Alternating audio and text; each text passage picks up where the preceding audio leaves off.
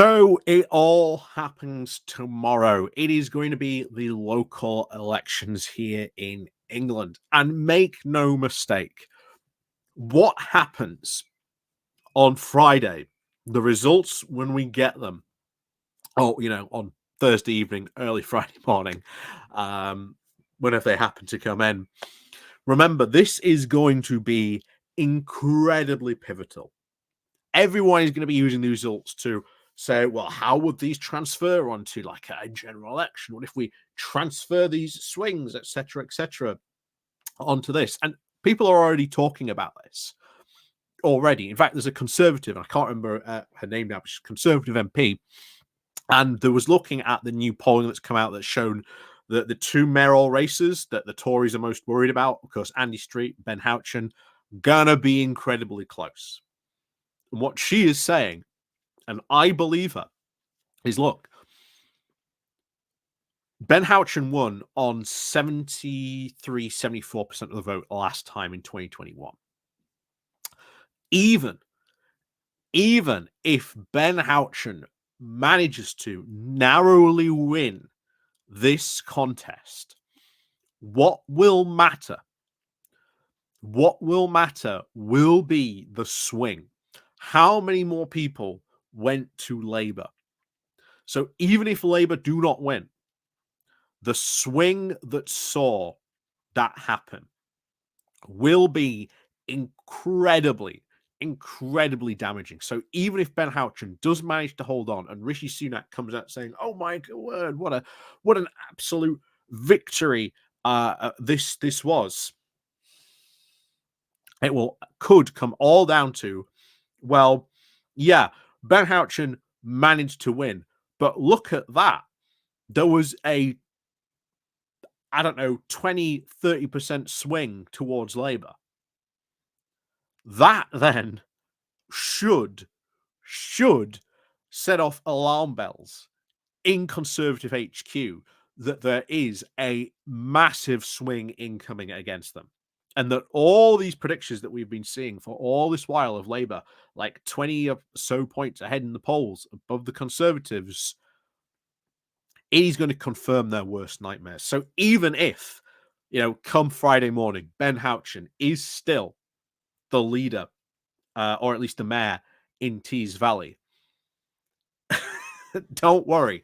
Him remaining there is going to be fun because both the candidates that have been running against Ben Houchen have ensured at this point that the tease works and the corruption and all the stuff going on there is going to be highlighted. And oh boy, is that going to cause some trouble for the rest of the Conservatives and Rishi Sunak. But before we get more into this, because I want to go more into the other key battlegrounds that are going to be here going on in England for these local elections, and stuff to watch out for if you are going to stay up, or if you are sort of going to watch this stuff and then look at, oh look, this happened here, this happened here, then at least you know which areas you want to look for and what's sort of happening in this race and in this contest. So please do remember to please do remember, when I put my teeth back in, please do remember to click on the like, click on the share button.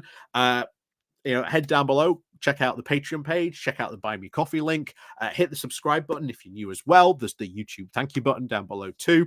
And of course, there is the Pony Club you can join as well. Always forget that.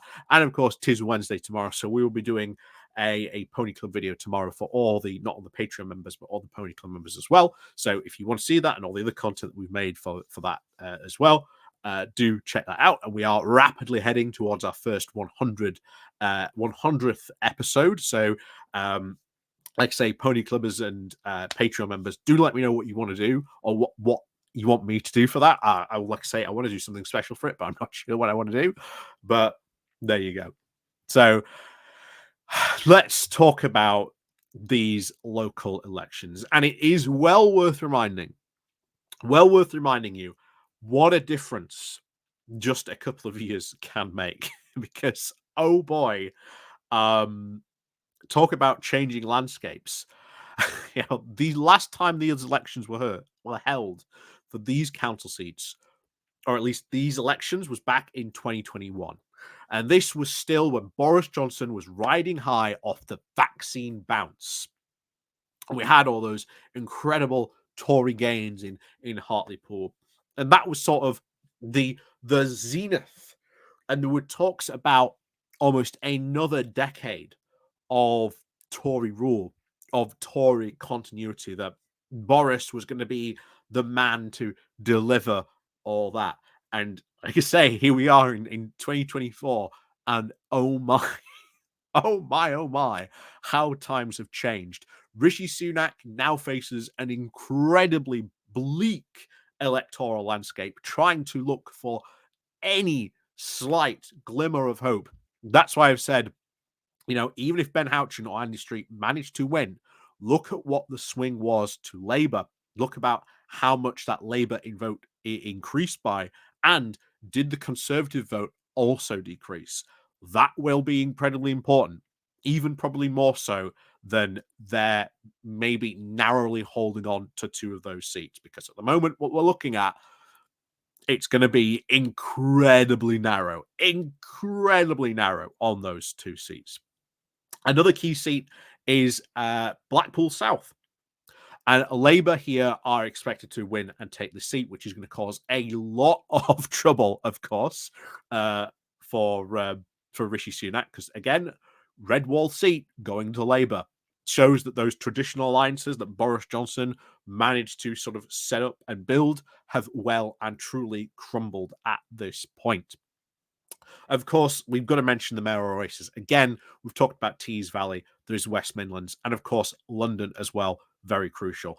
Honestly, at this point, I don't see how Sadiq Khan loses. Like, I really do not see how, he loses all, to be honest, in London.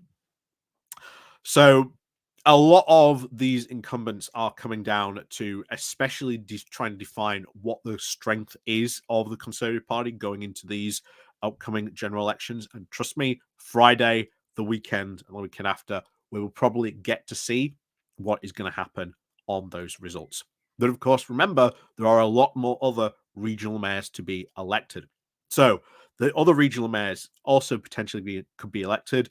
East Midlands, York, and North Yorkshire are going to be very closely watched, because these, remember, are red wall seats, technically.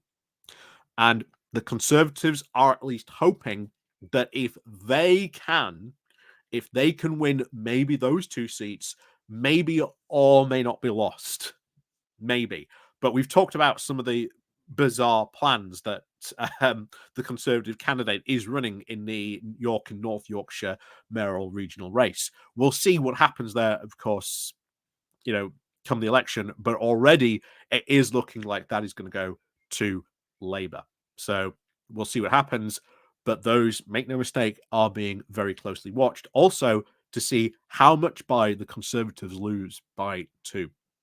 So we're also probably looking at, hopefully, Labour to see some substantial regains on these seats. Certainly Hartlepool, Bolton, and Milton Keynes. Those are going to be considered big re-wins for them, rebuilding sort of the red wall, and would certainly be a potential predictor going forward what could happen to those seats potentially at general election. Dudley, Harlow, Thurrock, and Basildon also being seen as key battlegrounds on there.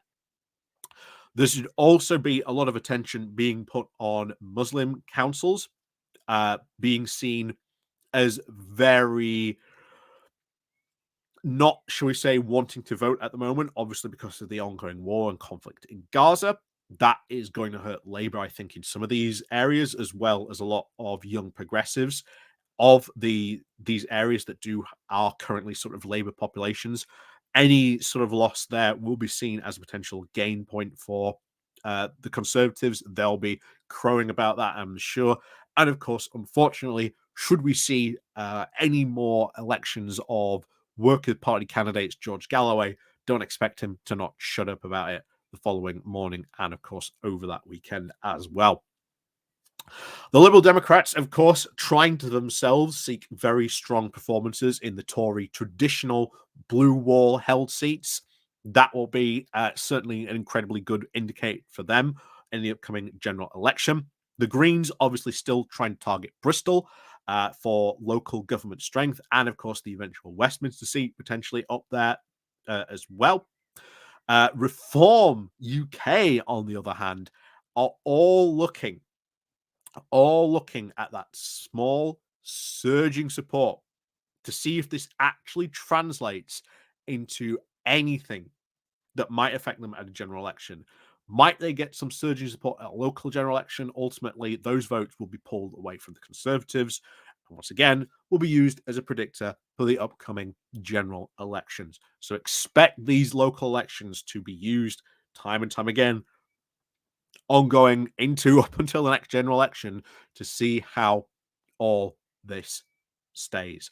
And of course, ultimately, what this whole local election this time will come down to is that Labour is looking to get some very broad breakthroughs. That's their aim for this election. Lib Dems certainly trying to focus and build on their advance that they have made so far. Meanwhile, all these smaller parties are still trying to seek relevance. That is the current state of play. That is what these local elections are going to add up to.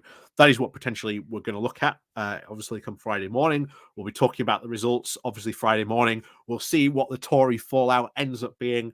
But this is what we're talking about. So please do remember, as always, go out and vote. If you know someone who's registered, remind them, get them to vote out as well. Get them to vote in the mayoral regional races as well. And of course, crime commissioners as well, also on the ballot in numerous places as well. So do remember that is going to be crucial in a lot of areas as well.